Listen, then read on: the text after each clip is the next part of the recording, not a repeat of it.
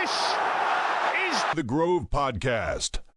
Hello, my name is Tabs and welcome to episode 192 of The Grove Podcast. Now, thank you for listening and I hope you're all doing well and having a fine summer or winter, depending on your hemisphere of choice. But there we go. And I hope you all enjoyed our last pod that we had out a week or so ago with Dr. Andrew Mitchell, where we were talking about the changes to Arsenal's medical team that we've made recently and what it might mean for us going forward, as well as the impact of the World Cup might have on our pre-season, next season, and especially the first few opening games of the season and what it means for our player readiness and availability. I think it was a really interesting pod and with an expert in that field who also has actually inside knowledge of the going-ons at Arsenal and some of the people involved. So if you haven't had a listen, I'd recommend going to have a listen already, because it's relevant, throughout the summer. So it might be something quite interesting to listen whilst Arsenal news is thin on the ground. As for today, though, we are focusing on our summer transfer window, or lack of, at the moment, seeing what's the latest news and having a chat about Berta, how he operates, and whether Arsenal fans fully trust him or not yet, depending on your perspective. Having looked maybe at last summer, was it as good as everyone maybe thought about it, and so on. So a bit of chat about that. And helping me to do that is Andy. Andy, how are you? Have you started your pre-season training yet? You've been on EasyJet, practicing getting cheap flights, looking to go abroad to practice your drinking skills. How's your pre-season? I'm good, my friend. I'm good. It feels like ages since we've had a chat. It's probably only been 2 or 3 weeks, but it almost feels like it feels like a new season almost. But yeah, I'm good. I've had a few weeks away from football. It's been quite difficult with the World Cup on and having 3 games a night basically. But yeah, a bit of a break away from football and Twitter and kind of group chats and stuff like that, which has been really, really good. It's kind of just allowed that little bit of a reset point. It's been timed with the good weather, been out on the golf course, seeing my pals, my kind of non-Arsenal pals who seem to just get kind of shunted to the wayside during the September to May months, playing a lot of paddle and stuff like that. So yeah, it's been nice. It's been a nice few weeks, but I can certainly feel that pull coming back. You kind of, we're only 3 weeks. The World Cup's coming to an end, 3 weeks ish away from that first pre-season game. So the pull to the Arsenal world is coming a lot stronger.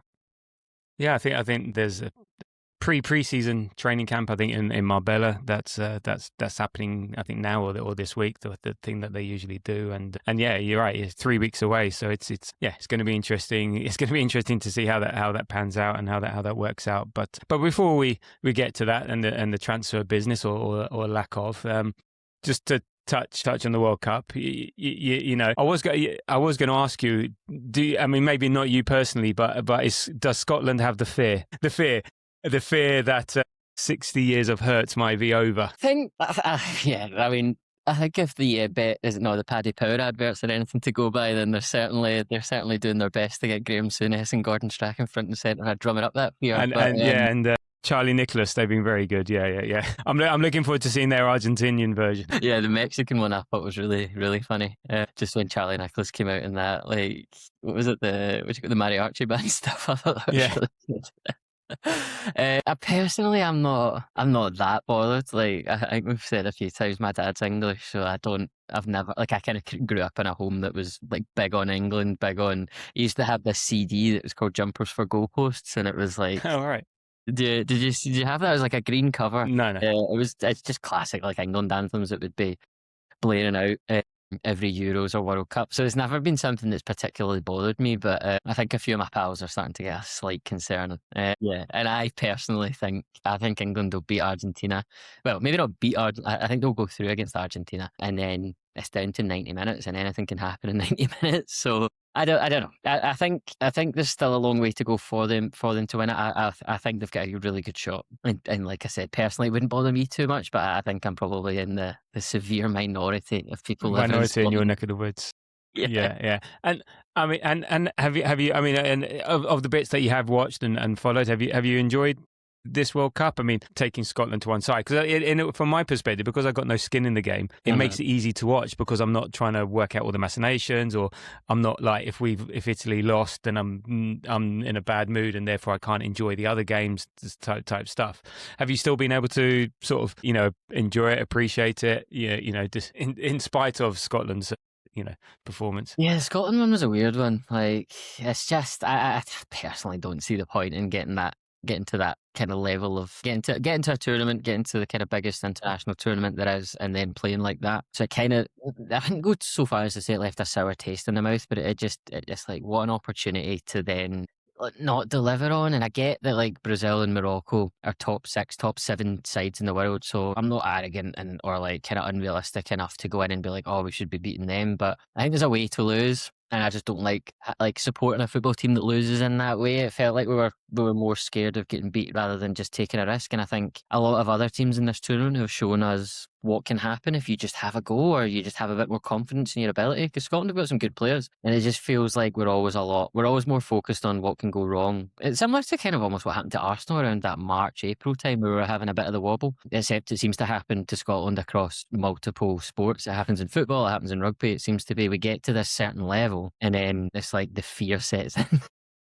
And we almost freeze in the moment, which is kind of frustrating. But outside of Scotland, to be honest, mate, I've not been in love with the World Cup. I don't know if it's an age thing. I don't know if it's. I was going to say I don't know if it's like the circus that's going on around the World Cup that's kind of impacted my enjoyment of it. I don't think it is, because I always do manage to separate football from like the kind of the politics and the charade that goes along with it. And I think this World Cup has been subject to like probably the most charades on record. Like that Donald Trump phone call to Infantino with the Bellingham red card. I'm like, Jesus. Like, you just the kind of interview that came out of Donald Trump, that I think just one of the standard American media was like asking him questions. It's like, you are sewing Infantino up. Like he just making him look so bad, and not even deliberately. I don't think. I think he was just like, he just didn't have a clue what he was. He's just thinking about how making himself look good. He doesn't give a shit about anyone else, sort of thing. I was like, that's just, it leaves such an awkward and sour taste in the mouth. And then there's everything around like the refs and like the whole Iran debacle and stuff, and it like. I don't even think it's that. Like, that is kind of not great, and it shouldn't bleed into sport. Politics is always going to bleed into sport, but it feels like it's been a lot more front and centre this World Cup. But I've just found a lot of the games boring, mate. Really? There's been shocks here and there, and I don't know. Like, I think a lot of the good games have been on at like 2 a.m. or 1 a.m. and I feel like I've missed them. And I've then woken up and like, you can only get so much through 7-minute highlights, but I feel like every game I've actually sat down to watch, I've been watching low blocks against a team dominating. And I know you're going to get that when you expand that tournament out to that many teams. You are going to get minnows against elite sides, and they're only going to be able, like Paraguay, for instance, like they got through against Germany by playing a certain style. And then the minute that that's validated, they're only ever going to take that forward into the game against France. But I'm just like, I feel like comparing it to, I enjoyed the Qatar World Cup so much more. Like, I feel like it was a lot more, and I felt like there was a lot more. Okay. There's a lot more entertainment in terms of the games themselves. Just felt this tournament, for me personally, outside of a couple of games, I just feel like it's been a bit boring, to be honest. Okay. What about you? Okay. No, I thought it's picked up in I think the knockout stages.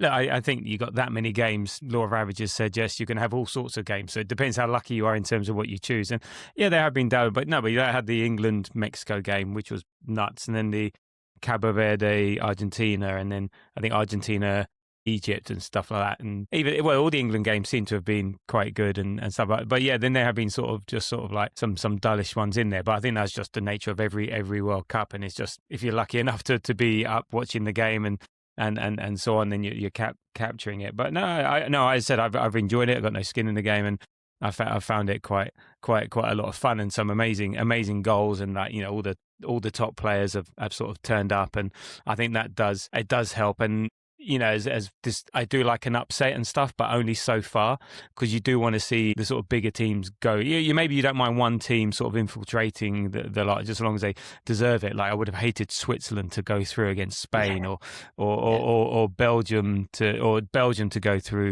against Spain, or Switzerland to go through against Argentina, because it's just sort of like, you don't mind if it's like the last World Cup with Morocco getting through to the semi-finals, but they're an interesting, exciting team. But yeah, and so something like Colombia, Switzerland, I would have preferred Colombia to get through. But no, I've been finding it quite a lot of fun, and I think we've got two good semi-finals, which would be quite interesting, quite contrast. So anyway, you'll. When's the next?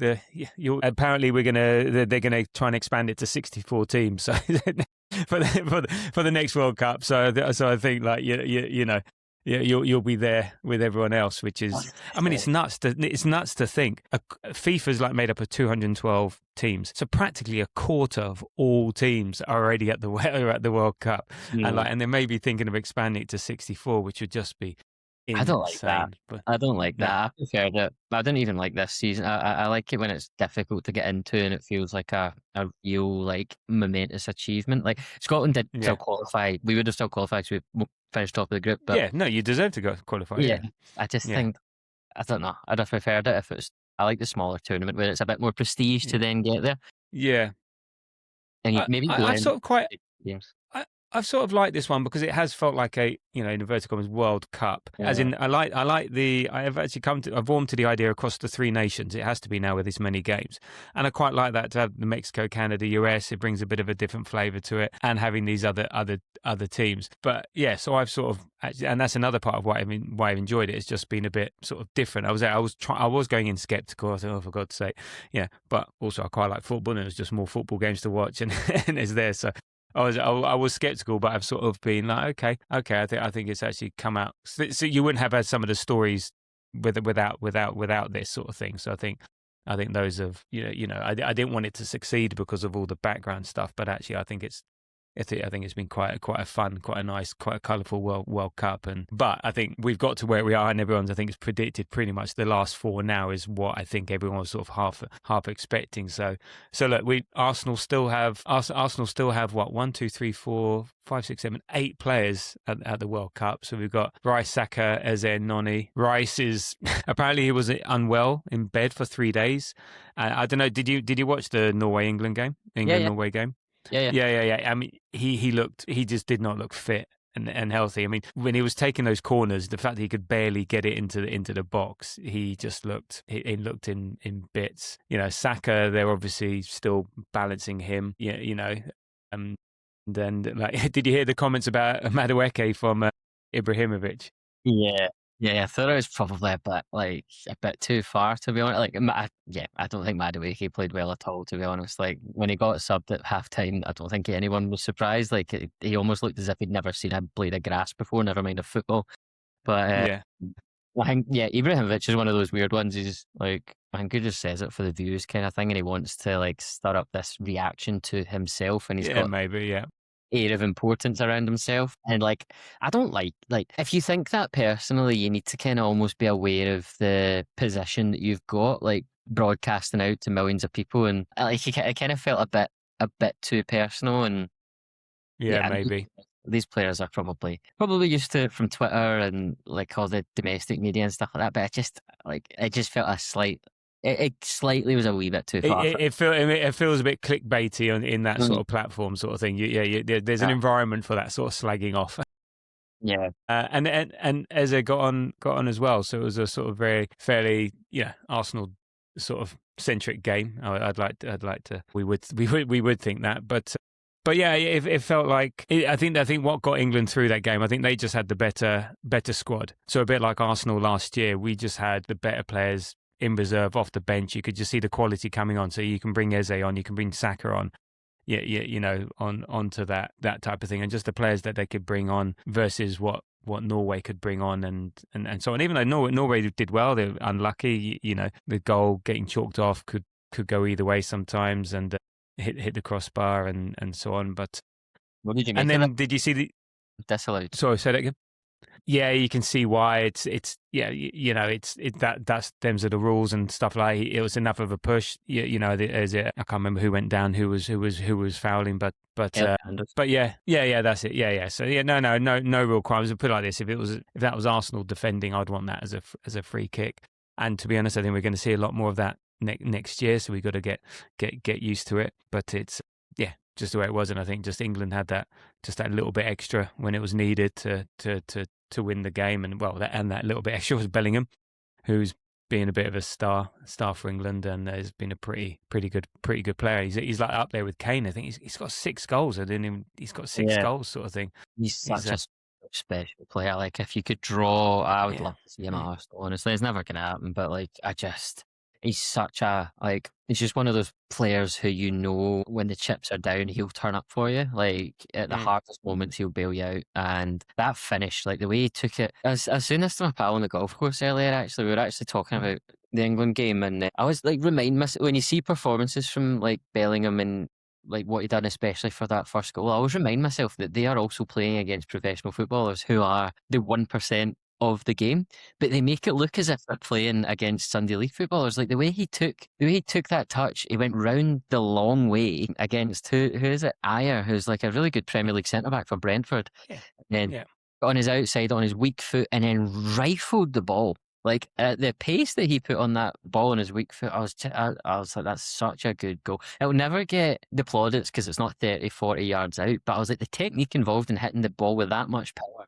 off balance slightly, having ran around the difficult way, I was like, I just think he's such a fantastic player. And see, when you've got players like that in your team who can almost pull something out of nothing, they've got that gene with them, but it just seems to be like right place, right moment. You've seen it with the second goal. He seems to up on that. Takes ownership. Yeah, and he takes ownership. He's like, "Fuck it, I'm gonna do this," and so on. He sort of has that. And there was talk, that he shouldn't be in the squad because he's a divisive character.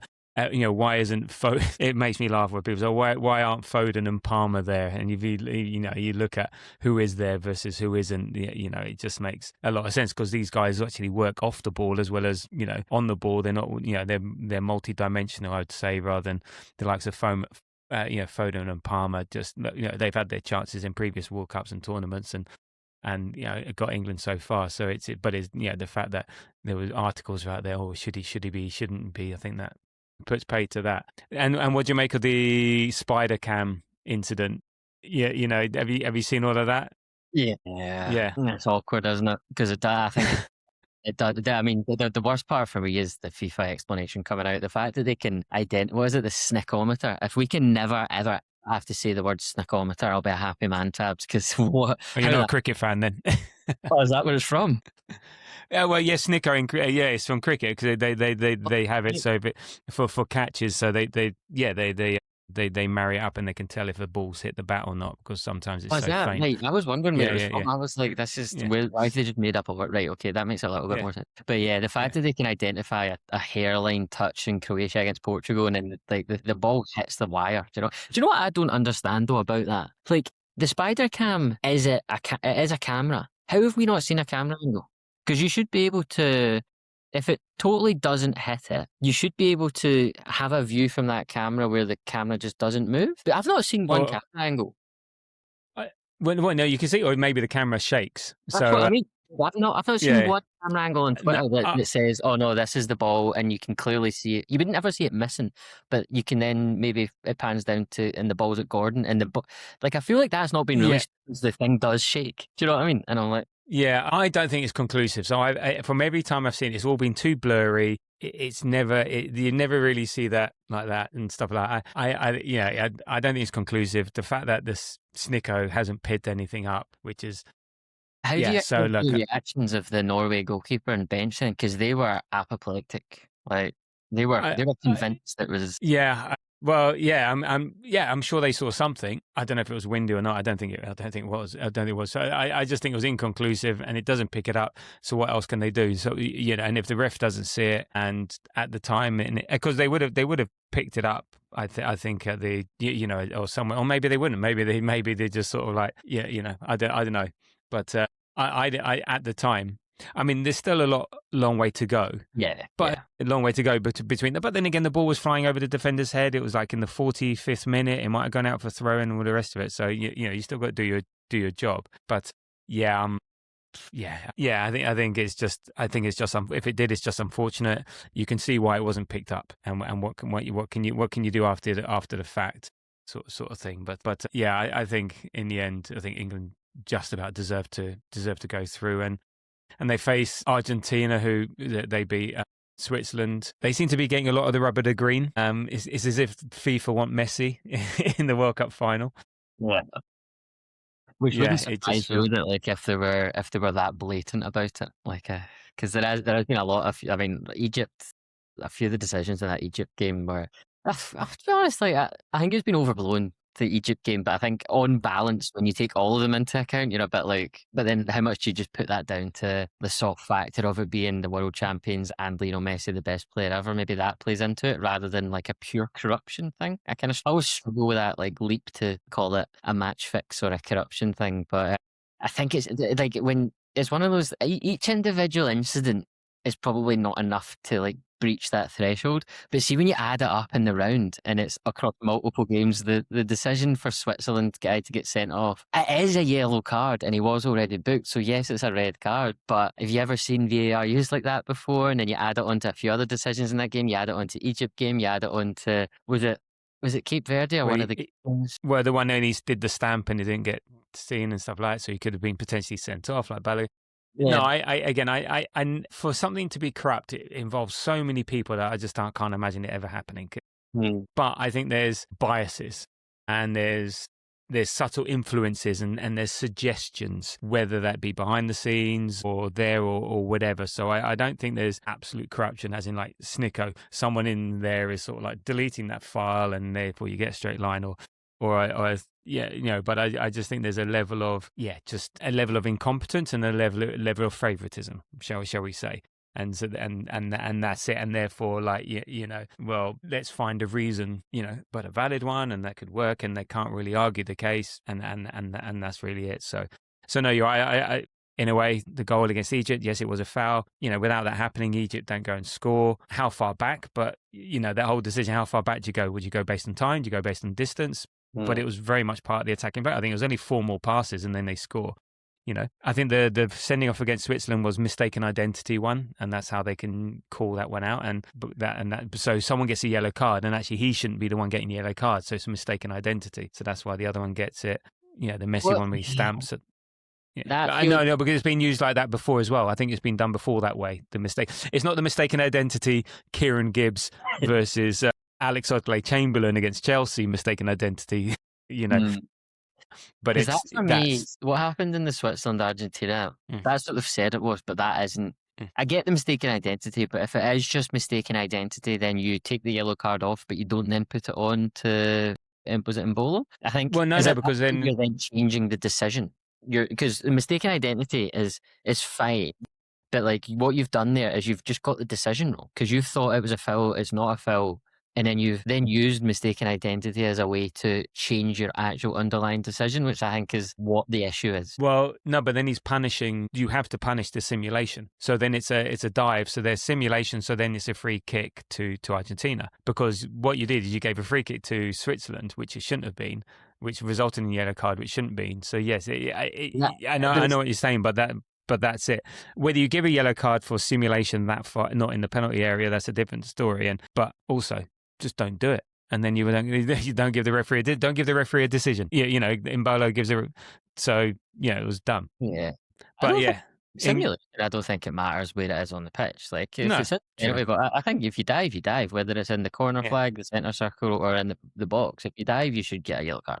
Like it's not an outcome-based thing for me. So England, Argentina, there's a lot of history there, and I'm sure the papers are going to do the Sun and the Daily Racist and all the rest of it are going to do their best to rile it up. But no, I think extra time. I think there's 2 vulnerable defenses, but they've both got attack quality players in attack and game changers. And yeah, you can see either way happen. Yeah, I can see all eventualities. You know, see it going to penalties, England winning, Argentina winning. Yeah, I think it's too close to call. And then as for I really don't know. I would sort of say it depends. If we go with the FIFA ruling, it's Argentina. If we go with football, I think England can do it. I think England get to the final.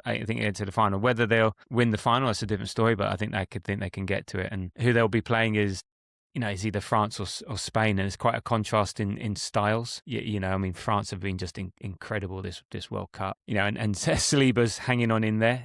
By all accounts, he's not been training. He's only really been playing. But you don't see any difference in how he's playing. He's looked absolutely superb. But yeah, it doesn't bode well for next season. And as for Spain, they got a super sub, one of the top strikers in the world, doing the business for them. Miguel Merino. He's missed his clutch. 2 goals in 2 games in the final minutes, coming up and sub. I think 85th minute and 85th and 86th minute. Yeah, he's just great.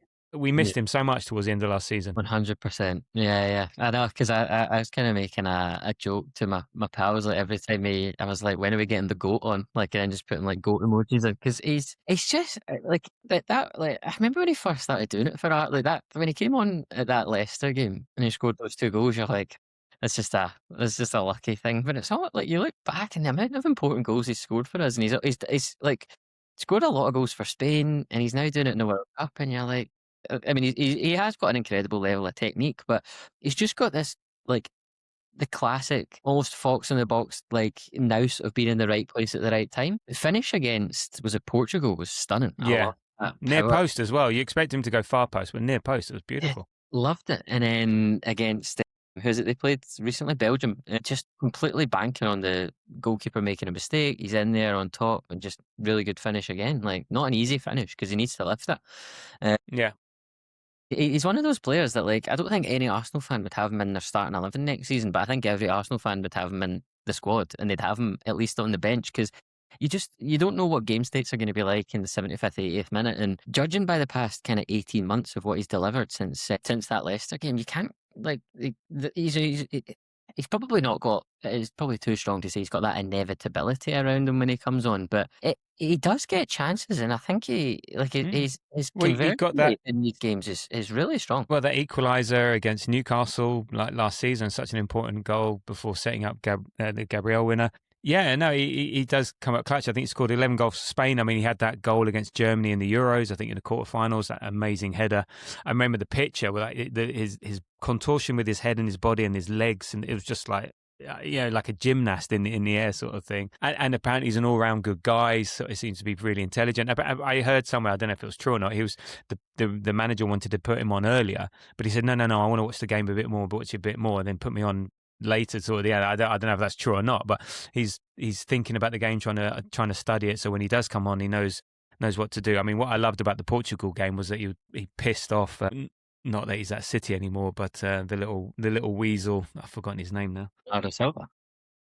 Silva, yeah, pissed him off a couple of times, and he was the one that got fouled, and whilst Silva was moaning, Spain got on with the free kick and ended up scoring, so that was quite a lovely sight. But no, superb for him, and it's one of these ones. He's got to start. I don't think he's as effective starting because it's a different thing, and so on. But just having him there, he may not be inevitable for Arsenal, but Spain are drawing 0-0. You put him on at 80 minutes, you're thinking he's gonna get you a goal.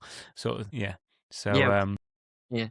He'll get a chance, and it's like you've got to back him to score it, because like it just gets on his record. Like his technique's really good. He's physical. He offers something like I've never quite got the Oyarzabal. He's decent, but I don't think there's that much in it between him and Merino, which is a strange thing to say, because when we sign Merino, you're kind of thinking he's like an 8, almost an 6'8", rather than this kind of box crashing. I still don't know what he is. All I know is he's a very good, intelligent footballer who I think had we had him towards the end of last season, we would have won games sooner, earlier, better, and I think I would have started him in the Champions League final if fit. So, but yeah, so I think he was a big miss. So who do you think is going to get through Spain and France? I think France will go through. Yeah.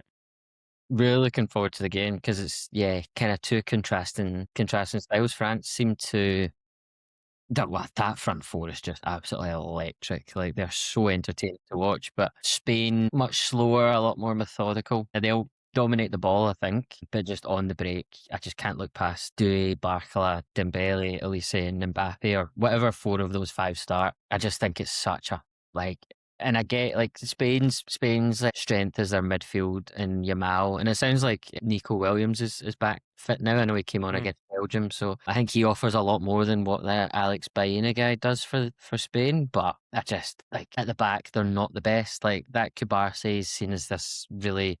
I seen a couple of videos the other day kind of rating him. I never even heard of him before. Who's he play for? I didn't even heard of him before. He is a good player. Okay. He's a player he plays for Barcelona. He started for them for like a good 18 months now. But okay, I've seen a few videos and it was comparing, like, well, not even comparing, sorry. It was putting him at a higher level than Saliba. And I was like, what have you been smoking, kind of thing? I was like, no, absolutely not. And I think Spain can be got at. If you get them off, if you get the ball off them and you transition on them quickly, you can score goals. And I think if you're to draw a team that can transition on a team quickly at this World Cup, it's France with that speed up top. And Elise, I think, is on for maybe the assist record. He's not scored, I don't think, Elise, but he's on for like the record assists. He's just the some of the ball, the dribbling, and then the through balls that he's been playing through to Mbappe. You cannot defend against that. Even the best defenders can't defend against that. And I don't think Spain are nearly close to having the best defenders. Laporte looks over the hill. Porro gets caught out positionally. Cucurella, you don't know which kind of version of Cucurella is going to turn up. So yeah,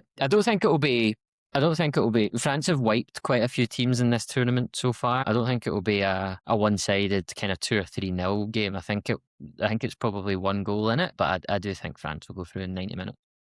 Yeah, France do tend to offer up chances, but it's sort of like, we'll just score more than you or type stuff. But every goal they score seems to have high quality, and I bar the penalties or whatever. But I can't remember Mbappe scoring a tap in. Or someone getting to the byline and sliding across. Everything is just done at pace, great shots, and curling from edge of the box, from the corner. So they're not just scoring lots of goals. All the goals seem to be just like pretty spectacular. So it's just exciting to see. And I think they're the best team at the tournament and deserve. I don't know. I think. Yeah. Anyway, I think they deserve to win the World Cup, given the way that they're playing and who they've got. But you never know. In a one-off game, anything can happen. Referees have a tendency to, and VAR, as we've seen, can have an influence. So we'll see. So it could be an England-France final, and that would be quite an interesting one. But then again, it could be Spain-Argentina, which would be a bit odd. But but there we go. Right, okay, that's enough World Cup chat for now. So let's get on to Arsenal news. So we talked about Arsenal players at the World Cup, but there's a few bits and bobs going on not at the World Cup, and so this section, as I say, we're going to talk about some transfers and have a bit of a look at Berta, and then also look at what business we might do this summer and how much it's going to cost us. But first off, we've made 2 signings this summer, and we've made a sale. So obviously Hincapié has been confirmed, and Kivior out. So we're not really going to talk about those. But we did Ilan Mislaya from Leeds on a free transfer. Apparently he'll be the third choice goalkeeper, which will allow England under-21 goalkeeper Tommy Setford to go out on loan. And it appears Kepa is going to stay, but let's see how the window goes. So any particular thoughts, concerns about this our third choice goalkeeper signing? Where's it shift the needle in terms of our goalkeeping lineup? It's kind of do you care? Well, it's kind of contingent on whether he is third choice or not, because like the from what I have heard, it certainly has been suggested that he's coming in as third choice. Which, if it is the case, then fine. It probably puts us in as the best goalkeeping unit in world football, because he's certainly not a number 1. I would have the jitters if he was number 2. But as a number 3, it's like, what's that? Like, break glass in case of emergency, but like the glass is behind 3 sheets of glass. Do you know what I mean? It's never going to play. So if we're holding on to Kepa, which I think I would rather, not because of any emotional attachment to Kepa. Like, I think he was all right last season. I think he was pretty ricky in some games, and other games he didn't touch the ball, as you'd expect, and the kind of level of games that he was playing. Because in the games that he was, that was where we were kind of by far the stronger team, apart from the City Carabao Cup final. So it's not because I love Kepa or anything. That's just more, I just really want us to have the full focus on these other positions. It feels like for 3 or 4 or maybe 5 seasons now, we've been screaming out for this elite attacking lineup, and I think a lot of the noises in the lead up to the summer was that this was going to be the summer where we pushed the boat out, and I think it still will come. I'm certainly not worried or anything, but I struggle when there's that kind of carrot of what's possible in the left wing or potentially Morgan Rogers, whatever position he comes into play. I just struggle to really get that worked up about a third choice goalkeeper. Yes, he's had his ricks with Leeds, and like I said, if he was coming in as number 2, I would probably have a second opinion. Well, yeah, I mean, would you be worried if Kepa left? I mean, Kepa, I think he's got a 5 million release clause. You never know what it's going to be like at the end. At the end of the window, teams start to sort of panic. Something happens, because the window doesn't shut until season. So, if he was to be number 2, would that change your view on this? Yeah, it certainly would. I would be a lot more concerned because every time it's kind of one of those ones you kind of almost like when you're playing other teams, you find the dummy, and whenever we've played Leeds, he's always looked really uncertain, and he doesn't breed confidence in his backline. And I wouldn't feel comfortable with him. I mean, to be honest, over the past, since we've signed David Raya, we've had a really, really good run of luck with his injuries. Like, he seems to have played pretty much every game, and it doesn't mean it can't continue. Like, because he has a goalkeeper at the end of the day, he's going to be under less physical strain than all the outfield players, and like a lot of the rules that are changing next year are going to make it slightly less physical for goalkeepers in the box around corners and things like that. So yeah, whether like, I don't think it's not one of those variance things where because he's not been injured, then it's more likely he's going to be. It's not one of those, but it does feel riskier to go in with Meslier as a second choice. Because if he does get injured and the worst does happen, there's certainly a drop-off from Raya to Kepa. But I think there's almost like a nuclear level drop-off between Raya and Meslier. And the last thing the Emirates needs is lack of confidence in a goalkeeper playing out from the back. So yeah, I wouldn't be a fan of that at all, Tabs. I mean, in the cup games, yeah, whatever.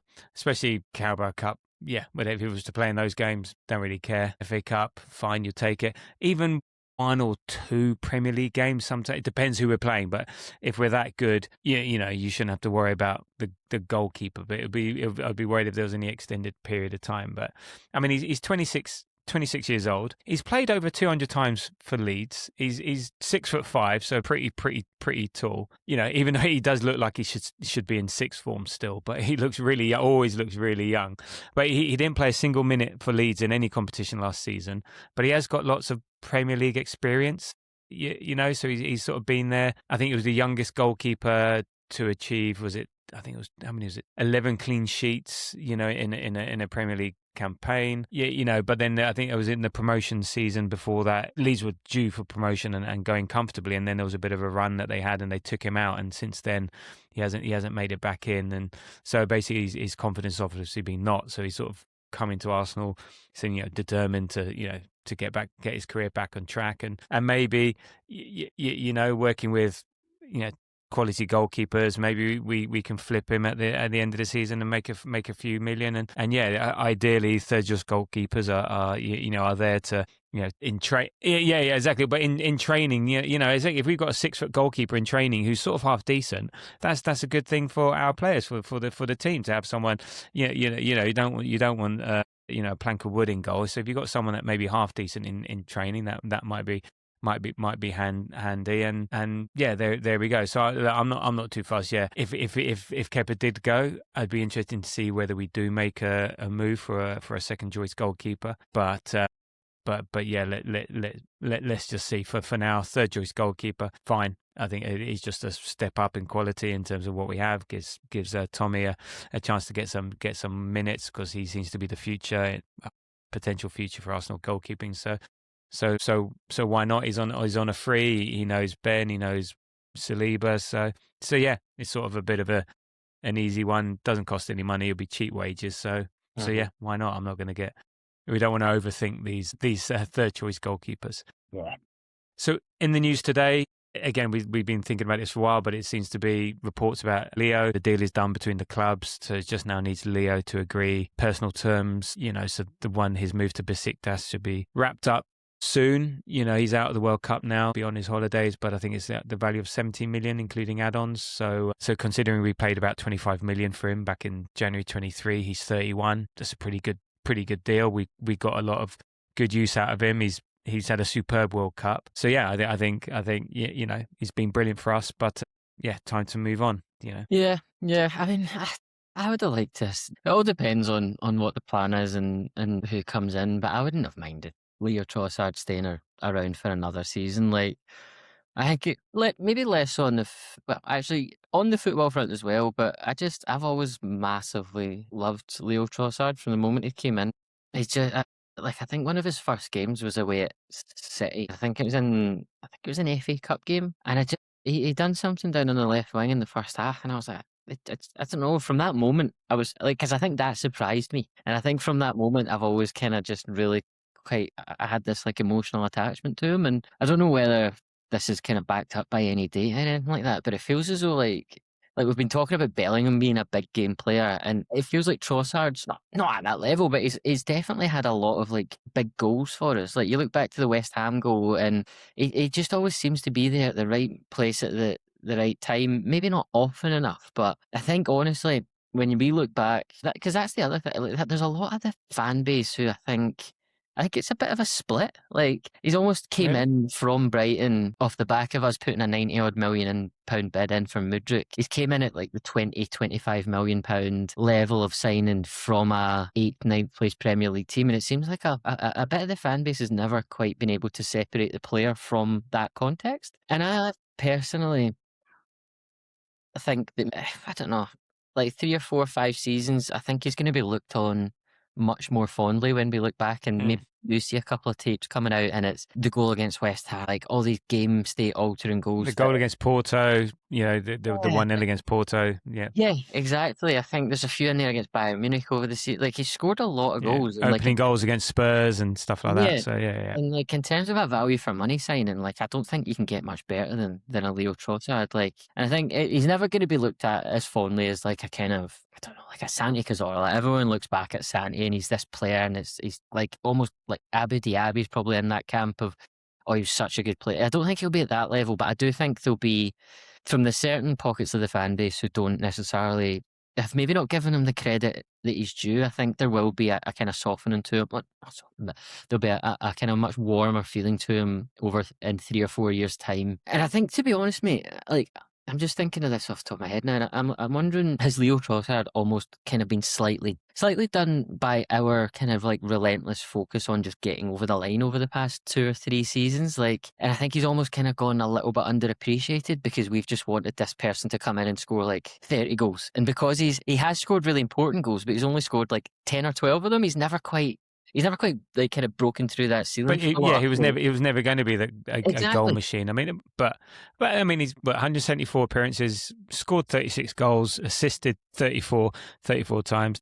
I think he's a bit of a cult hero. I mean, I really liked him. His attitude is Mr. Angry on the pitch as well, and so on. I think, I think he will be appreciated. I think he'll turn into a cult hero. I think this is an example where, if that money that we get, I said he's 31. You keep him for another year, but then what do you get from him next year? Like, so I think this is part of like, right, we now need to be selling players. We can't be hanging on. We are going to get rid of good players. We're going to get rid. We want to get rid of good players, and we want to get rid of players that we want to keep, because the implication is that we're going to get better players in. Yeah, we're not at the stage where we're selling because we have to sell. We're selling because we want to sell. Yeah, and if we want to sell a good player who could still do a good job for us, that must mean we're going to be bringing in, it's part of a wider strategy. So and this is the bit, because I think we can all say, oh, let's keep him because I like him, and let's keep him and all this. We've got, this is part of us evolving, as a club, in terms of being better at, an example of being better at selling. It's not the ultimate example where we get like 70 million for a 5-year-old that no one's ever heard of, but it's just part of that thing, I would suggest. I do get that 100%. Like, we do need to sell our darlings a little bit, but just, maybe this is just the personal bias, but I look at Leo and I'm like, if we are replacing Leo Trossard with this Solace guy, I just don't see the value in that. Like, I think this left winger that's going to take us to the promised land of a Champions League, I think needs to be like a Vinny Junior Barcola type player, one of those electric does you on the outside, can drop the shoulder. Like it's almost like it's the Martinelli replacement, not the Trossard replacement. And one of the things we need to be really careful of doing. Yes, we've won the league, and yes, we've got experience of being first and second for kind of the last 4 seasons. One of the things we must not do is sell our darlings, but at the complete expense of losing all our experience, because that is the risk. It's like, I don't think Odegaard will leave, but I think a lot of the fan base will be sitting there saying Odegaard can leave. And we just need to, it's a thin line between selling players and selling well, and selling players you don't want to sell, but then also kind of losing a very integral part of your squad who adds experience, yes, he's on a higher wage now, but for me, the upgrade on that left wing isn't at the expense of Trossard, and it's at the expense of Martinelli. No, I don't quite get the rationale of swapping out a Trossard for a Solace, because I just think the money's better spent on an elite left winger in that Barcola Vinny Junior mould, and not spending 40 million on Solace. I can't quite make that marry up in my head. Yeah, no, I understand that, and yeah, I know. I think that we've been talking about the left hand side. I think we upgrade it all. I think we get rid of Nelly as well. I think, I think there's enough, as you said, maturity or people being involved with the team, or understanding or experience in the rest of the squad, that we can move on Trossard and move on Martinelli and completely upgrade that. So again, and we say the Solis links are he isn't the upgrade in terms of what we need on a left eye attack, but I would suggest he's what he offers is a like for like maybe for Trossard, and you're sort of bringing in someone at a younger age, different profile, a little bit of a different profile, but offers a similar role.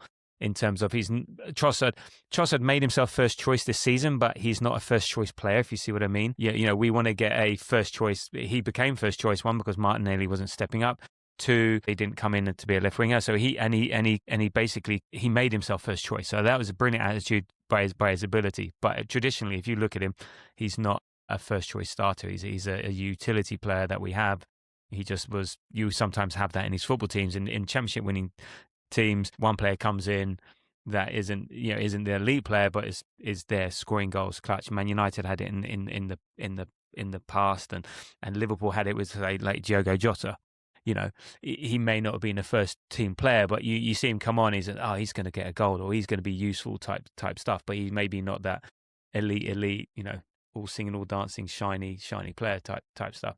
I mean, before we got on to that, I was doing a run on the treadmill, so I watched the Solis scouting video. And actually, he seems... He comes from the Belgian league, so, there's a bit of scepticism there. But apparently the Belgian league is at a higher standard than the Portuguese league. I didn't realise that. And his numbers, are very strong. I think last season, played 52 games, scored 22, assisted 29 times, and that's across Champions League and the domestic competition. He's a bit of a ball carrier rather than a dribbler. He's 2-footed. He will cross with his left foot on the left wing, which we don't do, as well as cutting from the right. He can take a decent corner. He's good with open space and in transition. Not seen much of him in small space action, though. He receives the ball well, good to turn, quick to the next action, seems intelligent. He did not look out of place in what I saw against Atletico Madrid. So, he's going to mostly be low wages. So I think in terms of what he might be coming out in 35 million euros or something like that. Okay, he sells Trossard for 17. That's net like 18 for someone who's 24 years old, coming into his prime. He's as fast as Martinelli. So there's obviously something there. So I suggest maybe, if you couple that up with the elite wide attacking player that we're hopefully going to get, and maybe an elite attacking forward, then those are the trade-offs. And I think it's worth a punt to do that, because if you get rid of Leo, keep him on for another season, maybe get rid of him next year, then you miss out on this sort of player and stuff like that. So yeah, I'm happy to take the punt, because I think he's going to be a good, useful squad player for us, which is what Leo was. Yeah, those numbers do sound. I hadn't ever heard of the player until like 3 weeks ago, so I'm not going to kind of. Yeah, I honestly haven't. I've seen a couple of clips. No, and most people won't. Yeah. Exactly. Oh, he scored against you boys in a friendly. I think he scored a real banger against Scotland. Oh, did he? I've missed. I've probably deleted that from my brain. But I seen he scored a goal against Feyenoord last week in a pre-season. There was a screamer. But yeah, you're kind of. But my issue was never with the player, because like I said, I'd never heard of him until a few weeks ago. But it was it was almost with like the fund allocation, and at 35, 40 million, my question was always, I would much rather keep the experience, the game know-how of the Premier League, and the not astronomical, but yes, I guess slightly higher wages of Leo Trossard, and then keep that 35, 40 million for the like really, really, really pushing the boat out on this left winger. That's how I would do it. But yeah, I guess there is a compelling argument there about you're maybe only going to get this 17 to 20 million pound this season for Trossard, and you might miss out on. I get that argument. For me, and like if we get to the end of the season and we have signed this elite left winger, and Solis has replaced Trossard, you won't hear any complaints from me. I will be happy. It's just until it happens, I've got a slight concern over fund allocation, especially when you're bringing in the likes of links to Bruno Guimaraes and Morgan Rogers and potentially Alvarez. I'm just like, it doesn't quite all make sense in my head yet. And I know, like, I'm certainly not in any way involved with the club, but absolute no way. And like, I'm not going to understand these things. Like, I've never worked in sport, but I just can't make it make sense in my head. And it doesn't, all the jigsaw pieces don't quite fit together for me just yet. And that's why it's always going to be a case of the proof is in the pudding. And like, we never know. You're trying to like kind of give an opinion on something that you kind of always need to wait to the 31st of August for. But the way the way the cards are falling just now, it doesn't quite naturally fit for me. Well, this is part of transfers, the order that transfers happen. So imagine we get this nice, shiny new attacking forwards that we want,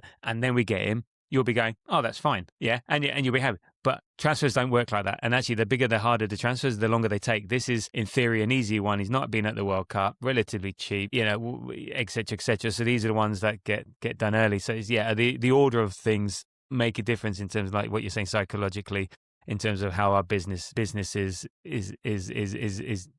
done.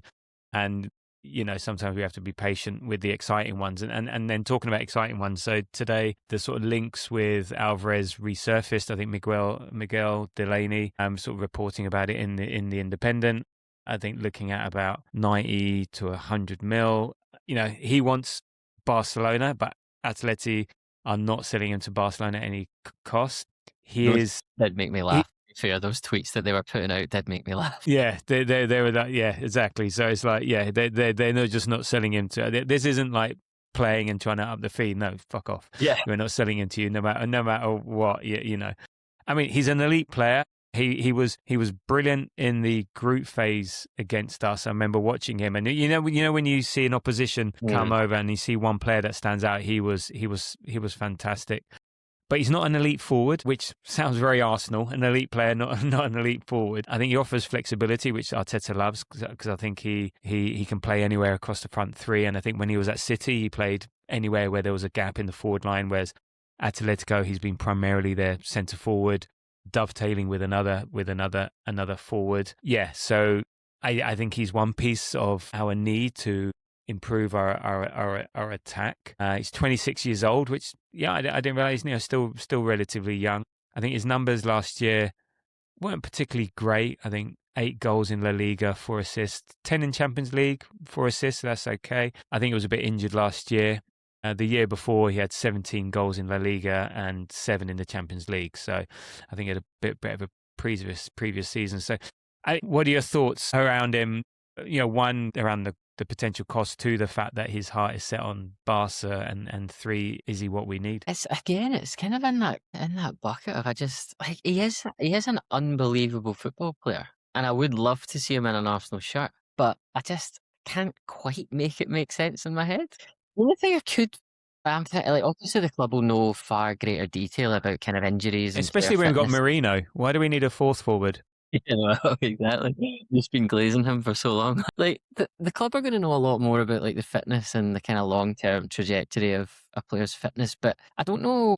I think he is a better player than Kai Havertz in most attributes that you'd put beside a striker. But I just don't know if he's £100 million of an upgrade on Kai Havertz. And for me, Kai Havertz is still the starting striker, and I can't make it make sense. Like, I tend to. I know you kind of read out the stats from the past couple of seasons at Atletico, but I think his stats at Man City were very good. Like I think he scored. Yeah, I've got those. I think he scored like 40 goals. I think he got 2 seasons where he got like close to 20 goals each, I think. And I think I would almost compare that a lot stronger than the past couple of seasons, just because it's far more. No, not that high. He got in 23-24, 11 goals and 10 assists. Or maybe it's goals and yeah. And the season before, so 11 in the Prem, 5 in the Champions League, 2 in Club World Cup, 1 in FA Cup. So maybe that's 8. So that's 19 goals and 14 assists, and the season before was 17 goals and 5 assists. So still decent numbers. And he played 37 games for City 22-23 and 38 23-24. So he was practically an ever present.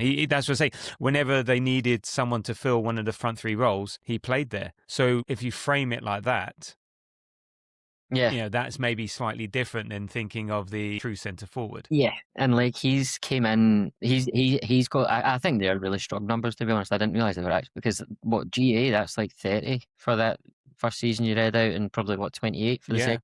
That's really strong numbers for a player who's playing second fiddle to Haaland and not playing in the same position week in, week out. So if he's bringing those, I think that was that not Aguero back then? Was that Aguero? Aguero, second fiddle regardless. Whoever centre forward was it? 22, 23. Yeah.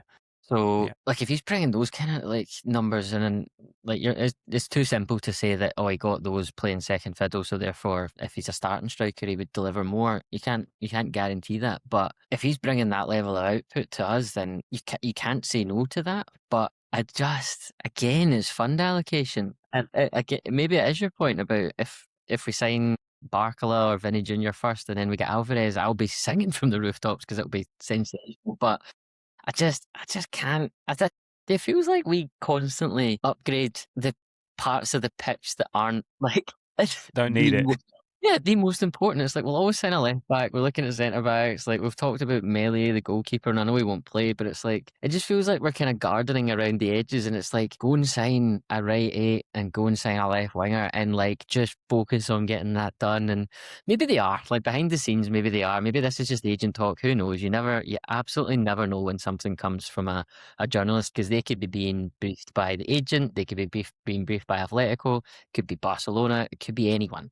You never know. But I just can't. I struggle to have with the stuff over the past week. Like I struggle to make it make sense. And the player I actually struggled to make it make sense the most is Morgan Rogers. Like I cannot. Okay. Let's get to that. I mean, but before we do, but 90 to 100 million, that's just what it costs these days. And I think you got to decouple how much it's going to cost to, and I want to get onto a point around that to the player. Also, forget about putting him in the team. Have a squad full of brilliant players. We'll figure the rest out. No, we'll figure it out. I don't like that argument. Yeah, we'll figure it. We'll figure it out. Well, because game state, season state, there's so many variables. If you tried at the beginning of last season where we're going to put players and stuff like that, and we ended up winning the league, and every player becomes valuable at a certain time of the season and so on, and also if you think about how we're going to start the season and the state of the players, so like even though like someone like Alvarez, yes, he's now going to be playing 2 more games, that's it, 2 more games, but he wasn't exactly stretched last year for Atletico. I think he played, even though he played number of games, his number of minutes was quite low, and so if we just have, so you never know. And then look, okay, if he can play wide right, him or Noni when Saka's not playing, and again you've got Champions League, he's got Champions League experience, so how do you play him? Like, Gyökeres, right, you can play everyone that's position 10 and below, and when we need a penalty taken, Havertz, you can start all the big games, and and Alvarez just flits in between. As I said, he played 38 games for Man City. He wasn't playing striker; he was playing multiple roles. So, but look, I'm the same. So let's look at Morgan Rogers. He still seems to be a target. 130 million price tag, which is ridiculous. But that's Elliot Anderson, and that's City causing that and whatnot. The issue with Morgan Rogers now is that Onana ACL. Okay, not same position, but whatever. Onana's got an ACL injury. Tielemans is now going to Man United for 35 million because he's got a release clause. He's not a true wide left player, but he can play there. He's more of an attacking left day. It seems like another Eze. I've got the question here. Where do you see him fit? Does it matter, or do we just fill the squad with bloody good players? So I think in the context of this squad cost ratio, I think it absolutely. I get why you might say just fill the squad with good players and then work out where they play later, but it doesn't. I've never liked that argument. I think you need to, at this elite level now. I'm sure Arteta's got it more tighter than that, but I know. But like, I think we need to be. It needs to be a laser focus on a specialist player who's going to fill a specific role. And hands up, it might be Morgan Rogers on the left wing. If Arteta thinks that is the player, far be it from me to disagree with him. I personally don't see it, and I think it's just a really, really interesting transfer because I almost think of Rodgers and Guimaraes as the same transfer, and it's a complete remodel of our midfield. Because if we sign Guimaraes, he plays on the right typically, and he's a bit of a forward-thinking player. But Morgan Rogers, for me, he's a left 8. He's not a left winger. He can play on the left wing, but it's like, well, what do you do with Eberechi Eze then if Morgan Rogers comes in? So if we sign Morgan Rogers, to me, it would make most sense for it to play alongside Rice and Guimaraes in that midfield, and you have Rice, Guimaraes and Rogers as your starting 3. Then you have Miles Lewis-Skelly, who I think again, fund allocation. I don't know why we are bothered with midfielders when we've got Miles Lewis-Skelly there, who to me is a £100 million player. If Elliot Anderson's 100 million, Miles Lewis-Skelly's at least 80. And I don't know why we're tinkering around a midfield that I know we need to sign for depth and for Rice cover and things like that, but we seem to land on a midfield at the end of last season that I personally really like the look of, like with my MLS carrying, Rice sitting a little bit deeper, and then whoever it might be in that right 8, Eze, Odegaard, whatever. But if we sign Guimaraes, he can't play on the left. So that means he's playing slightly further, almost in like the inverse Rice role. And he's like playing slightly further forward on the right, which means you can't play Odegaard. So then you're playing Eze or Morgan Rogers. Because I don't think you can play a team with Morgan Rogers and Eze in it. Like, you can't have one of them on the left and one of them in the left 8 because they'd just be sitting in each other's pocket. England did. In extra time. Yeah, like that's the time. I know, I'm joking. I'm like, if you can't set up a squad like that, and then I'm like, well, who's going out and who is coming in at the left wing? Because I can't make it make sense, mate. Honestly, like I just don't. And then it's like, what you doing with Odegaard and what you doing with Miles Lewis-Skelly and like Zubimendi? Yes, fair enough. He had a really good season and he needs to play less games next year, and we'll get a lot more out of him. Rice needs to play a lot less games next year. Certainly a lot. Yeah. For the kind of lower profile games. But I just can't, the fund allocation that comes into like 130 for Rodgers is absolutely bananas. Like, say it's 100 million, say Guimaraes is 75, and then we're talking Alvarez for 90, and you've still not signed a left winger. And if Morgan Rogers is the answer to the left wing, I don't get that. Do you know what I mean? And then you have 40 million for Solis, and we need to sign a defender. And I'm like, I can't, do you see what I'm getting? A bit confused. No, Yeah, I get it because what we want is in a Barkla on the left wing, or a Barkla style player, a traditional winger who will just run down the wing. Mm-hmm. Who isn't a 6'7" big. You just want that traditional left winger. And none of the people apart from Barkla fits that mold because that's not Rodgers in a way. I'm not seeing enough of him, but he doesn't feel that, and he'll want to come inside and he'll drift inside a bit like Eze. Eze is not that sort of role. Yes, they can play that role, but that's not primarily. I think it's about squad depth. We're thinking about what's Saka going to look like. Assume no Saka, no Rice until after the October international. Assume we're playing 60 plus games next season. Assume there are going to be injuries, and the MLS is 19. He's plenty of time to evolve, plenty of time to develop. As the other players age out, he'll have his time. So yeah, I know. I try not to. I think, oh great, we're signing another really good player. Cool, that's it. I try not to worry too much about where he'll fit, because that's someone else's job to worry about. And the fund allocation, but I don't know how, all the stories after the Champions League final, with Ornstein said, no, we're going to go big, we're going to, it's going to be an exciting summer and things like that. And I think the one thing is that we need to just show intent and act like champions. That's the one thing. So it's just taking the time. We're not seeing it form, and a bit like last summer, we're not going to see what it really looks like until the end of in the end of the window.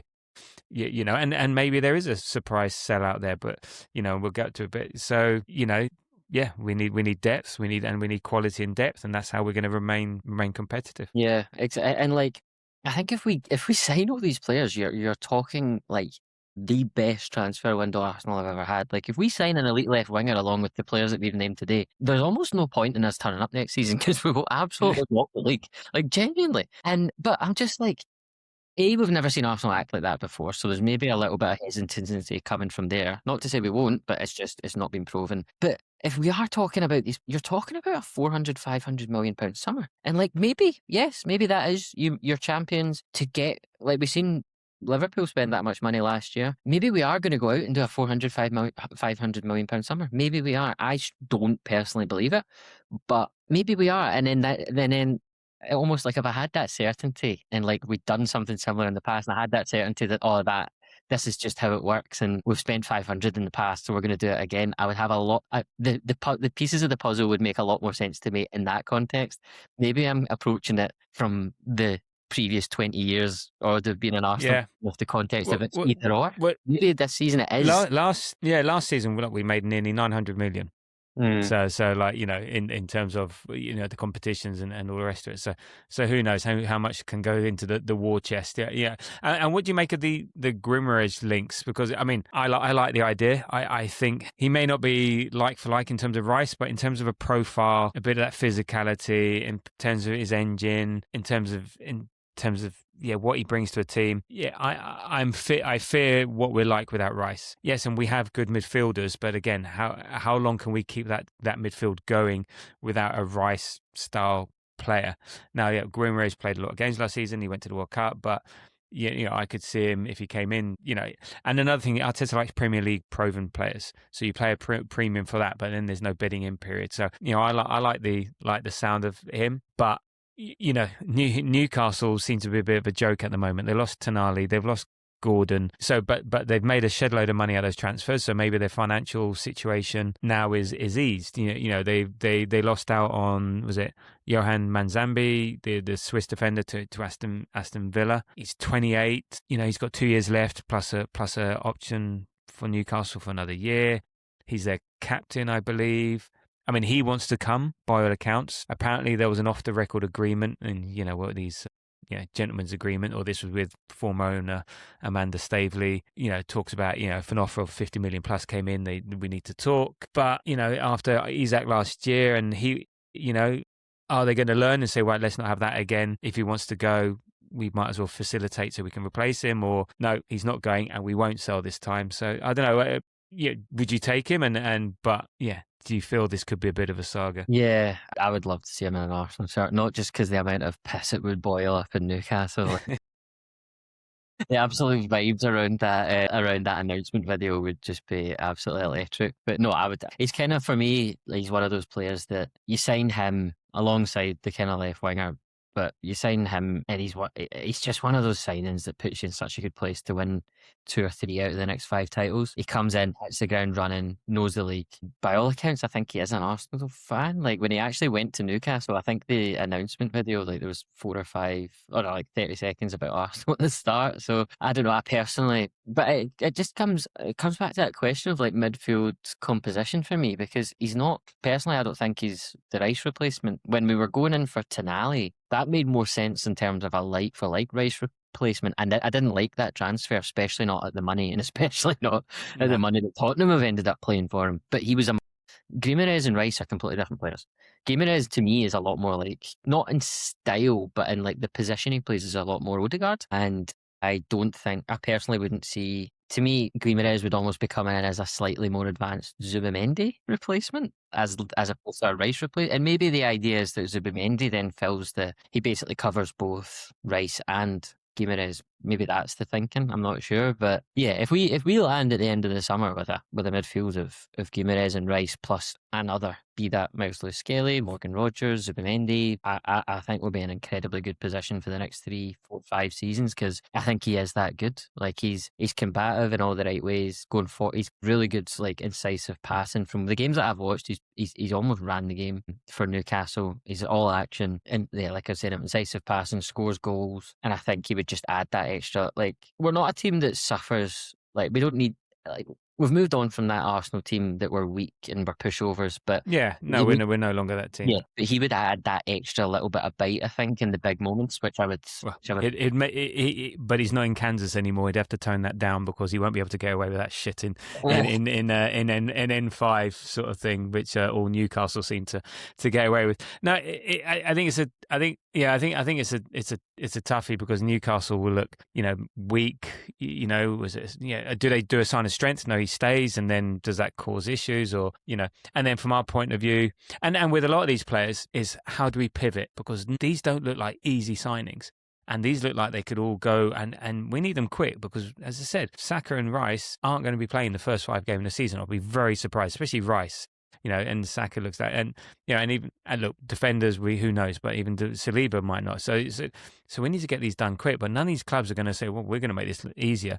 So we either have to splash the cash, or they're going to be sagas, or we have to pivot. And my sense is that if we pivot, are they going to be as good as the options out there? And it's a tough one. I said, look, and in terms of pivoting, especially around the Rodgers, again, Barkley has been talked about. PSG don't want to sell, but I think that's just them saying that because you have to say that, and then they're slapping 130 million on him.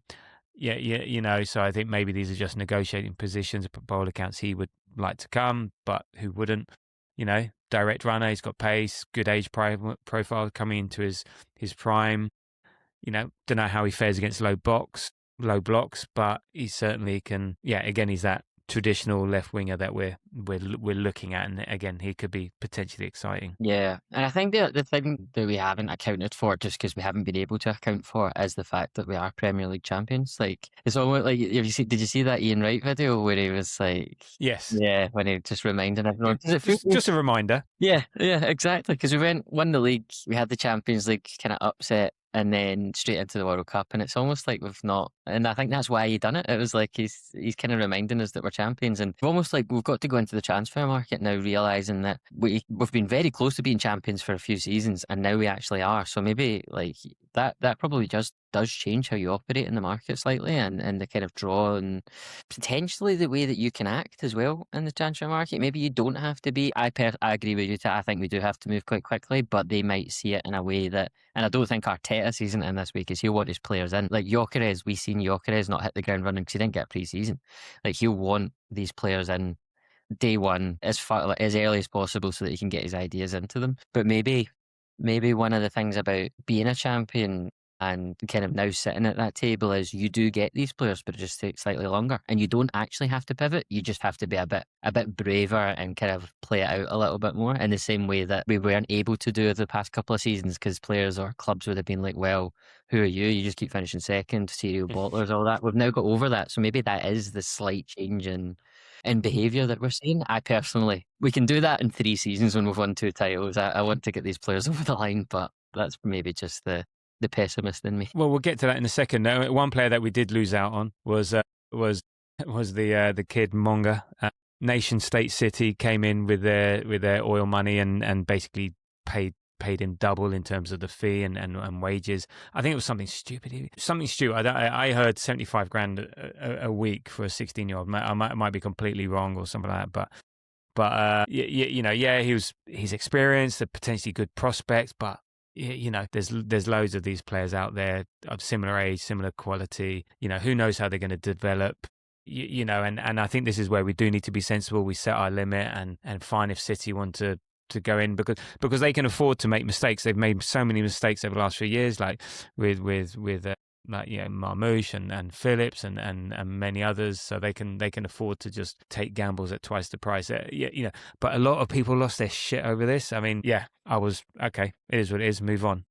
Exactly. Not bothered. If it was Bradley Barkley or Vinicius Junior, then yeah, fair enough. But I just I don't know. Some people are just angry, I think, and like the drama. But I mean, again, it's similar with not Melly. It's similar with Solis. Like, I struggle to get emotionally involved with a player who I didn't know who they were until we see a certain tweet from Hand of Arsenal or David Ornstein. I just like, it's not like these players, they're obviously elite, they're obviously getting signed or getting like coveted by the big clubs for a reason. Like, they're gonna more than likely be good players, but like, there's no guarantee. And certainly at that money, that's insane. That's almost like second choice. At 75 grand a week, that's second choice, and the guy's he's never played in the Premier League. So you're like, well, what are you doing there? And I struggle to get worked up by that kind of thing. Nah, it's fine. So look, going back to you saying like acting like champions in the market, and look, we are champions. We've got to get to a period. This is our time to, we've got a chance to dominate for many a years. And it feels like then there was a tweet. I don't know if you saw the tweet,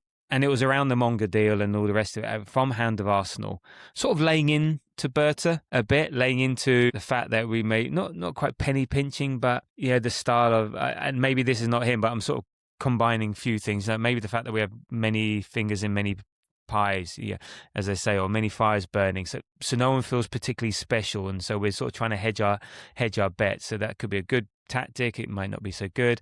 Hand of Arsenal was critical of how the Monga deal sort of went down.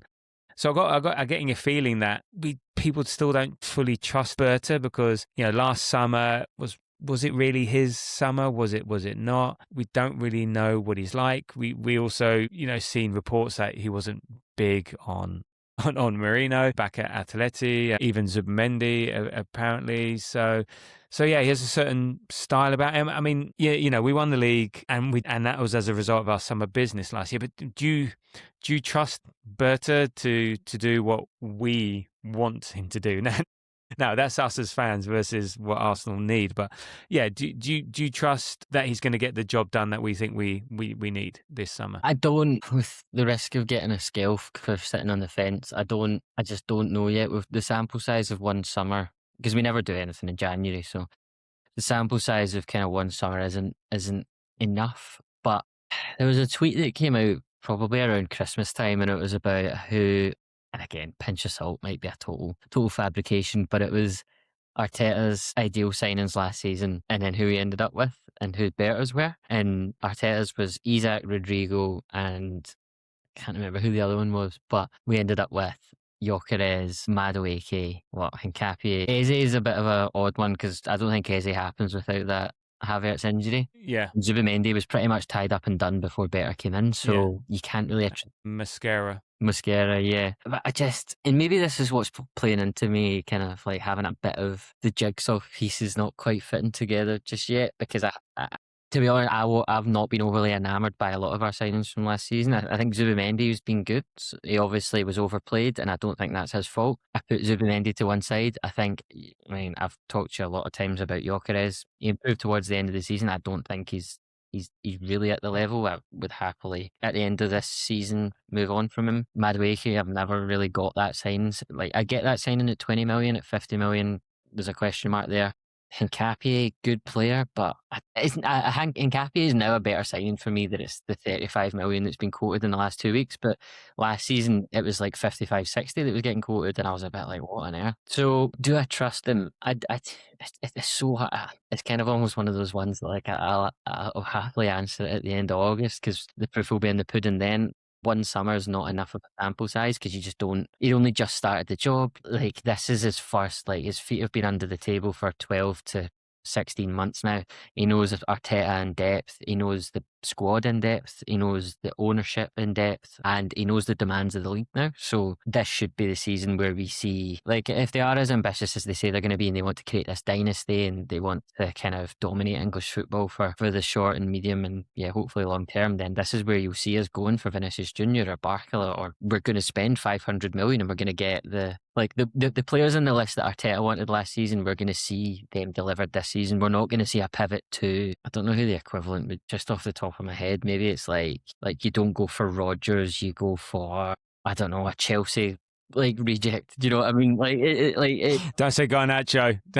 Imagine we get Garnacho. Something like that. Do you know what I mean? It's just, I think we need to sign, I think, 2 star quality players this summer. The rest of it you can kind of supplement. But I think if we don't do that this season, given how much there's been a gap and how much there's been a need now for kind of 2 or 3 seasons, 4 seasons maybe, I think if we don't do that this season, then I think a lot of the eyes will be on him, because I don't think it's a fault of Arteta. I think he wants them and I think he would gladly take them. The noises from above Berta are certainly positive. From Josh Kroenke, you've seen him at the parade. They seem to be fully behind investment and fully behind creating this dynasty. So then you're kind of only left looking at one place. Is Berta. I mean, yeah, look, if we look at last season, we brought in 8 signings, Kepa and Nordgaard. Yeah, it's fine. Yeah, squad players well. And I think last summer, look, the tactic worked. The window worked. We won the league, and it was all about raising, I say, the floor rather than the ceiling. Wasn't a ceiling raising summer to do that. As you named the players, and everyone was critical given the injuries that we had. We had 69 injuries last year, 348 matches lost if you add it all up. But we stayed consistent. In terms of what we did, we didn't really drop off. There weren't really massive wobbles. Okay, it may felt like it at a time, but if you look at the general trend line, we were good. So it wasn't about the ceiling; it was about the squad depth and having that availability there, and everyone played their part. And I think Hincapié, Madueke, Gyökeres, Eze, Zubimendi, they all did their bit, and Mosquera was the surprise package, and I think that was superb. Zubimendi was done before he arrived. Eze was just a last minute jobby. Gyökeres was the one he did influence. I think Arsenal were primarily going for Sesko. He came in and binned that one, and that was a deal done with like the previous guy Aito and stuff like that, and they were looking to get Sesko. And they've been, let's go for Gyökeres, that sort of thing. And then sort of Madueke, I think, was a opportune thing, and maybe Hincapié was the only one. So how much of it was really him versus circumstances versus a lot of the groundwork was already done. And like with transfers, they always say like half a year to a year already you're planning and the rest of it. So I think. This is the summer that we properly see how we do it. It seems to be his MO. I feel like I think we just need to accept that players are expensive and we're just going to have to pay. If you want someone, I think the one thing that we're good at, if we want someone, we pay the money. Like Rice, we wanted it, pay the money. There's always a negotiation because there's that balance between you've got a load of money, you're champions, we know your need, and then getting taken for a ride versus, right, how much you want, here's the money. So paying, right, I want him, let's pay for it. So there's always going to be that bit there, and especially because we're at that level, we need the top players who are going to be the most expensive players, who are going to be difference makers. We're really, really, really good. Yeah. So how do we get really, really, really, really, really good? It's getting to that next level. How do we do that? And I think there's maybe a sense that, are we a bit slow? Are we a bit cautious? And again, we don't know. Transfers are complicated things. The World Cup's going on. And then we're seeing the likes of Tottenham spend 85 on Fernandes, 100 on Tonali. There are even rumours about Krupi. Then they've Van Hecke and stuff like that.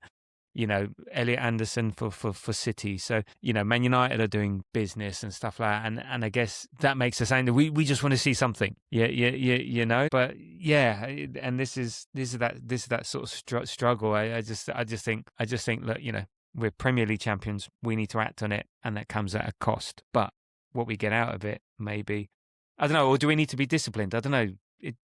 I'm sort of torn. Yeah, I'm not too worried about what the other clubs are doing, because I mean, Tottenham needed to do a lot, and the players that they've signed have all not been in the World Cup. Like, they might be putting 2 and 2 together and getting 50, but like, if we are in for Barcola, you're probably not going to get that done until after the World Cup, especially not now. Maybe in the group stages, but they're in the semi-finals. You're not getting that done now. So it's like, well, you're always going to have to wait. Guimaraes and have just literally last week left the World Cup, and you've already started to see some noises coming. So I think we need to be a little bit fair and aware of that World Cup context as well. It doesn't stop you from doing stuff, but it probably stops you from doing. Oh, there'll be stuff going on behind the scenes, agents and clubs, yeah, and the players will be aware. God, exactly. They got a week between games at the moment, so there'll be stuff. You just, yeah. More 9 times out of 10, it was the Elliot Anderson case was odd that they managed to do the medical in the US and stuff like that. But you're right, it was group stages. They said, after the Panama game, he's allowed to do that sort of thing. But now, And like Focus. historically, like things never get done in the World Cup, but that was always like no one had, like, I'm talking like 25 years ago, but like nobody had a phone, like, whereas Yeah. everyone's got a phone now, everyone's got an agent now, so it's like all of these players' agents will know exactly what the player A wants to do, what their demands are for a salary, contract length, and like ideally where they'll sign. So I think a lot of it is handled beyond that, but they will still need to get the player over the line. And at this point of tournaments, like we are only like we are, like you said, we are going to be signing the players to make us really, really, really, really good. And invariably, they are playing for really, really, really good international teams who are in the last four. Like Morgan Rogers still in the tournament. Gimenez only just went out.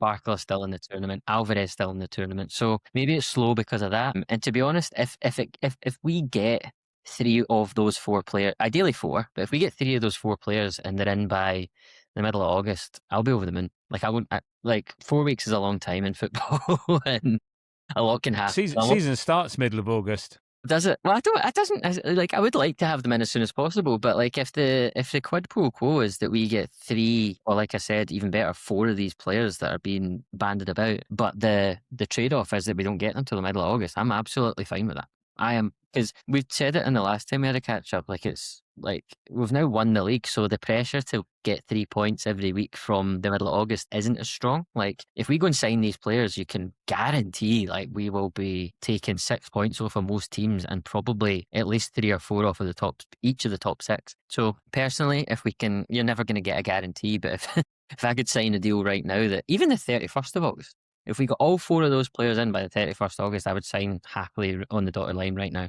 And that's without Saka, Rice or Saliba being back until the international break. Because those players, like, and I'm talking Gimenez, Rogers, Barcola, and Alvarez, they are needle movers. We're not going to do them all, but if you can offer me a deal where we do them all, but you don't get any of the 4 until the 31st of August, I'm taking it right now. So because of that, I kind of struggle to get worked up at this point of the season. If we're 3 weeks down the line and the World Cup's been over for 2 or 3 weeks, and we're still done nothing, and you're beginning to hear noises about, oh, we're pivoting here, then yeah, I'll get a bit more concerned. But I still think we're still 2 or 3 weeks away until I'm starting to get properly jittery. Yeah, I mean, is it all the noises, like you said, from Kroenke at the parade, post-parade, from Ornstein, big.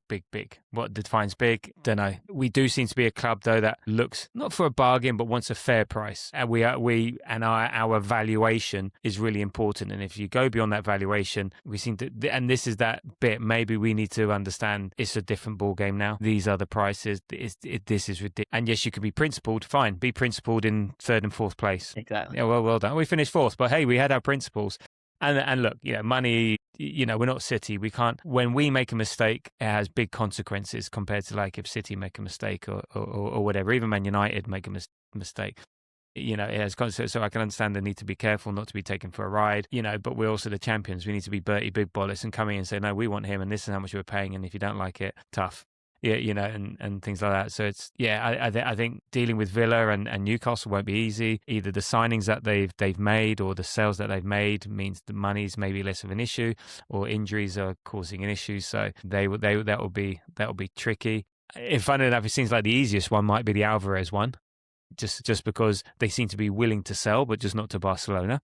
Now that's down to the so that's down to the player. PSG, I think that PSG are looking at other wingers. They were looking at the Diamonde fella. I think they're looking at other people. So I think that's just a negotiating position. Oh, we want to keep it, and this. What else are they going to say? So it's I just think again, it's every summer it's the same thing. I thought this summer I'd be chilled because we won the league and whatever, but it's sort of now starting to get okay. Yeah, I want to win the league again and the Champions League. So come on, let's show our teeth. A little bit, show who we are. So I think we need to find that balance. So it's hard. You're right. I think that I'm 60-40, 70-30 trusting, not so sure, but maybe that's just my anxieties are coming back, around Arsenal Football Club. So, but yeah, you were free from it for a couple of weeks there, Tabs. But yeah, exactly. God, yeah, there we go. All right. So there we go. So the jury's out. Berta, just spend your 400 million, and then we'll be really happy. There we go. And there we go. All right. Anyway, Andy, God, hour and 45 in when there's nothing to talk about is pretty good going. So for the listener that's still there, thank you. Send me your name and address, and there'll be a gift in the post for you. Anyway, Andy, thank you for joining me this nice balmy summer's evening. Not a problem, my friend. Always a pleasure, never a chore. Good to catch up. Indeed, it has been. And the next pod, not sure. I'm sure we can find something not to talk about for another 2 hours in the next couple of weeks. So let's see. I did want to go through a bit of a spreadsheet of who's in, who's out, how much we're going to make, net spend, and all that blah blah blah. But we maybe leave that for another time. If you like what you hear, then please subscribe, follow, comment, rate on the podcast apps, on YouTube channel at the Grove AFC. It does help with the algorithms, helps get us into the ears of those less fortunate than yourselves. You can also find us on Blue Sky, Threads, X, TikTok, Insta at the Grove AFC. So yeah, keep an eye out for those posts, and there we go. So look, as I said, thank you for listening. Keep the faith in Berta, we trust. And until the next time, come on, you Gunners.